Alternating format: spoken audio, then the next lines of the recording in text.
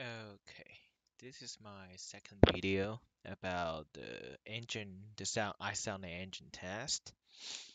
So what I got here is like I built the sound engine within like stick with the GLView, put a header, like included the Euroclone here, and then update update world, set the positions. I set it not at the original 0 point. I said like a kind of upper, like a 10. Uh, and then this is the engine for the 2D, and then for the 3D, I just used the sample sound .wav file, and here will be the example. Yeah.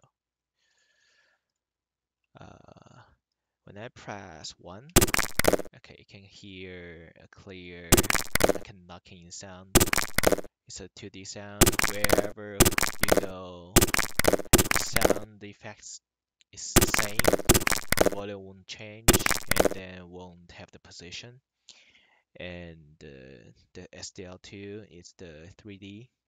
So you can, when they keep it pressing it, you can go find the position that I set. And you can, when I turn the camera, you can feel that sound is changing the position around. And even the volume, like when I go this side, the volume gets getting lower. If I turn it back, the volume getting louder, and then you can definitely feel that position around it. Okay, so this will be my test.